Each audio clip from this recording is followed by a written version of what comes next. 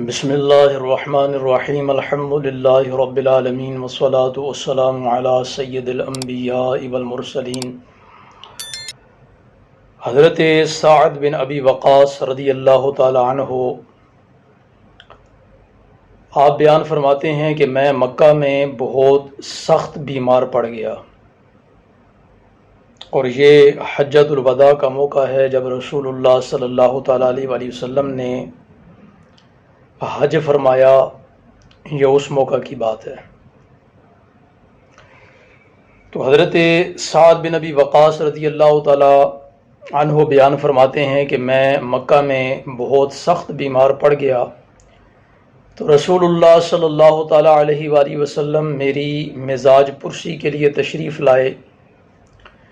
تو میں نے بارگاہ رسالت مآب صلی اللہ تعالی علیہ وآلہ وسلم میں عرض کی، یا رسول اللہ صلی اللہ تعالی علیہ وآلہ وسلم، اگر میں مر گیا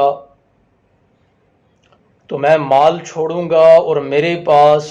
ایک بیٹی کے علاوہ کوئی وارث نہیں ہے، تو کیا میں اپنے 2/3 مال کی وصیت کر دوں اور 1/3 چھوڑ دوں؟ تو نبی رحمت علیہ الصلوۃ والسلام نے ارشاد فرمایا، نہیں۔ میں نے عرض کی، پھر آدھے مال کی وصیت کر دوں اور آدھا مال جو ہے وہ اپنی بیٹی کے لیے چھوڑ دوں؟ تو رسول اللہ صلی اللہ تعالی علیہ وآلہ وسلم نے ارشاد فرمایا، نہیں۔ پھر میں نے کہا کہ 1/3 کی وصیت کر دوں اور باقی 2/3 لڑکی کے لیے، اپنی بیٹی کے لیے چھوڑ دوں؟ تو نبی رحمت علیہ الصلوۃ والسلام نے ارشاد فرمایا، 1/3 کر دو، اور یہ 1/3 بھی بہت ہے، یعنی 1/3 مال اللہ کی راہ میں دے دو اور باقی سارے کا سارا مال جو ہے وہ اپنی بیٹی کے لیے چھوڑ دو۔ اور پھر نبی رحمت علیہ الصلوۃ والسلام نے اپنا ہاتھ حضرت سعد بن ابی وقاص رضی اللہ تعالی عنہ بیان فرماتے ہیں کہ میرے چہرے اور پیٹ پر حضور نبی رحمت علیہ الصلوۃ والسلام نے اپنا دست مبارک پھیرا،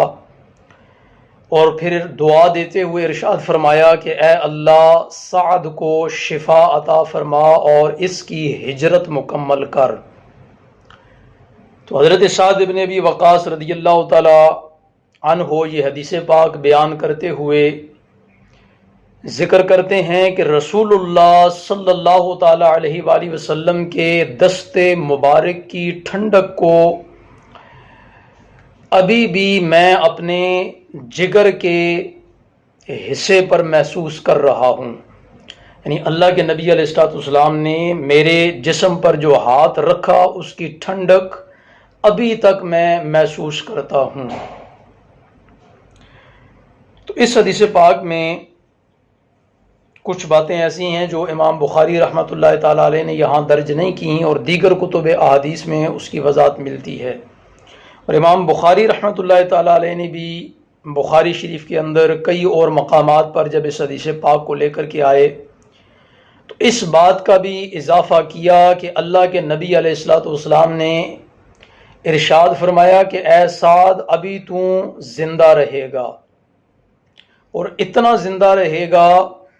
کہ تیری وجہ سے بہت سے لوگوں کو نفع بھی پہنچے گا اور بہت سے لوگوں کو نقصان بھی پہنچے گا۔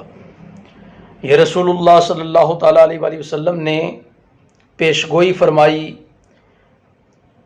اللہ کے نبی علیہ الصلوۃ والسلام کا یہ فرمانا یہ اس انداز میں سچا ثابت ہوا کہ حضرت سعد بن ابی وقاص رضی اللہ تعالیٰ عنہ، جنہوں نے 17 سال کی عمر میں اسلام قبول کیا، 10 مبشرہ کے اندر حضرت سعد بن ابی وقاص شامل ہیں۔ حضرت سعد بن ابی وقاص رضی اللہ تعالیٰ عنہ ہی وہ شخصیت ہیں کہ جب غزوہ احد میں انہوں نے تیر پھینکے تو اللہ کے نبی علیہ الصلوۃ والسلام نے ارشاد فرمایا کہ اے سعد، تیر پھینک، میرے ماں باپ تجھ پر قربان ہوں۔ یہ حضرت سعد بن ابی وقاص وہی شخصیت ہیں کہ جنہوں نے ہجرت حبشہ کے اندر بھی شرکت کی اور پھر غزوہ بدر کے اندر بھی شمولیت اختیار کی، اور حج کے موقع پر جب سخت بیمار پڑ گئے تو پریشان ہوئے اس وجہ سے کہ کہیں مجھے مکے کے اندر موت نہ آ جائے، کیونکہ اس وقت جو مسلمان ہجرت کر کے مکہ سے مدینہ شریف چلے گئے تھے وہ اس بات کو برا سمجھتے تھے کہ ہمیں اگر کسی کام سے یعنی حج سے یا عمرہ کرنے کی وجہ سے ہم مکہ کے اندر ہوں اور ہمیں مکہ کے اندر موت آ جائے، وہ اتنا بھی نہیں چاہتے تھے، وہ اس کو برا سمجھتے تھے۔ تو اسی لیے انہوں نے اس فکر کا اظہار کیا، تو رسول اللہ صلی اللہ تعالیٰ علیہ وسلم نے ارشاد فرمایا کہ اللہ اس کی ہجرت کو مکمل کر۔ تو اللہ نے ان کی ہجرت کو بھی مکمل کیا، یعنی مکہ میں سخت بیمار پڑنے کے باوجود کہ ان کو خود لگ رہا ہے کہ اب میں مر جاؤں گا، اور حضور علیہ الصلوۃ والسلام سے اب پوچھ رہے ہیں کہ یا رسول اللہ میں جو مال چھوڑوں گا اس میں کیسے وصیت کروں، ترتیب ساری اللہ کے نبی سے پوچھ رہے ہیں۔ لیکن اللہ کے نبی علیہ الصلوۃ والسلام نے ارشاد فرمایا کہ ابھی تم زندہ رہو گے، تمہاری وجہ سے بہت سے لوگوں کو نفع بھی پہنچے گا اور بہت سے لوگوں کو نقصان بھی پہنچے گا۔ اور پھر آپ حضرت سعد بن ابی وقاص رضی اللہ تعالیٰ عنہ رسول اللہ صلی اللہ تعالیٰ علیہ وسلم کے وصال با کمال کے بعد ایک عرصہ تک زندہ رہے، تقریباً 44 سال تک آپ زندہ رہے۔ عراق اور ایران کے جہاد کے اندر آپ نے نہ صرف حصہ لیا بلکہ آپ کے دست اقدس پر ہی اللہ رب العزت نے فتح عطا فرمائی۔ جنگ قادسیہ جس کی اسلام میں بڑی اہمیت ہے، اس کے سالار بھی حضرت سعد بن ابی وقاص رضی اللہ تعالیٰ عنہ ہی تھے، اور اللہ رب العزت نے انہی کے ہاتھ امت مسلمہ کو، مسلمانوں کو، صحابہ کرام کے گروہ کو اللہ رب العزت نے فتح عطا فرمائی۔ اور اس کے بعد یہ 55 سال کی عمر میں اس جہان فانی سے کوچ کر گئے، اور رسول اللہ صلی اللہ تعالیٰ علیہ وسلم کا یہ علمی معجزہ کہ اللہ رب العزت نے آپ کو علم عطا فرما رکھا تھا، اور آپ جانتے تھے کہ حضرت سعد ابھی وصال نہیں فرمائیں گے، ابھی ان پر موت واقع نہیں ہوگی، ابھی تو انہوں نے زندہ رہنا ہے، ان کی ہجرت مکمل ہونی ہے، مکہ سے واپس مدینہ جائیں گے، پھر مدینہ سے حضور نبی رحمت علیہ الصلوۃ والسلام کے زمانہ مبارک کے بعد،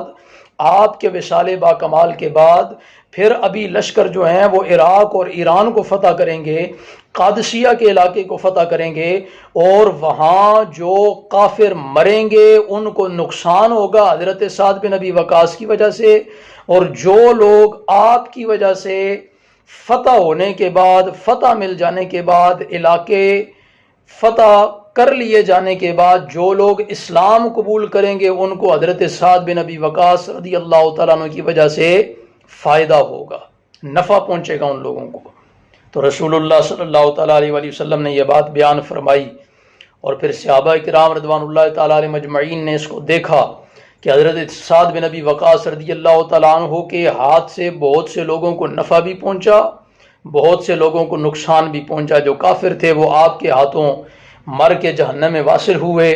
اور جنہوں نے آپ کے دست اقدس پر اسلام قبول کیا یا آپ کی وجہ سے اسلام قبول کیا، ان سب کے لیے آپ نفع کا باعث بنے۔ اور اس حدیث پاک میں ایک اور بات بڑی اہم ہے، اس کو انشاءاللہ تعالی العزیز اگلے ویڈیو بیان میں ریکارڈ کیا جائے گا۔ اللہ رب العزت ہمیں حضرت سعد بن ابی وقاص رضی اللہ تعالی عنہ جیسی حضور نبی رحمت علیہ الصلوۃ والسلام سے محبت عطا فرمائے کہ غزوہ احد ہے، بھگدڑ مچ چکی ہے، کفار نے حضور نبی رحمت علیہ الصلوۃ والسلام پر تیر برسانا شروع کر دیے ہیں۔ حضرت سعد بن ابی وقاص ان لوگوں میں حضور کے سامنے کھڑے ہیں کہ جنہوں نے حضور علیہ الصلوۃ والسلام کو اپنے گھیرے میں لیا ہوا ہے، اللہ کے نبی کی حفاظت فرما رہے ہیں، اور حضور نبی رحمت علیہ الصلوۃ والسلام کے دفاع میں کفار پر، مشرکین پر تیر برسا رہے ہیں، اور اللہ کے نبی علیہ الصلوۃ والسلام کی زبان اقدس سے آپ کے لیے یہ جملہ نکل رہا ہے کہ اے سعد پھینک، تیر پھینک، میرے ماں باپ تجھ پر قربان ہوں۔ اللہ اکبر کبیرہ۔ رب العزت ہمیں صحابہ کرام کے نقش قدم پر چلتے ہوئے رسول اللہ صلی اللہ تعالیٰ علیہ وسلم کی کامل و اکمل محبت عطا فرمائے، کیونکہ حضور علیہ الصلوۃ والسلام کی محبت کے بغیر ایمان بھی ایمان کامل نہیں ہے۔ رب العزت ہمیں رسول اللہ صلی اللہ تعالیٰ علیہ وآلہ وسلم کے ساتھ بے پناہ محبت، عقیدت، احترام، عشق کا جذبہ عطا فرمائے۔ وآخر دعوایا ان الحمد للہ رب العالمین۔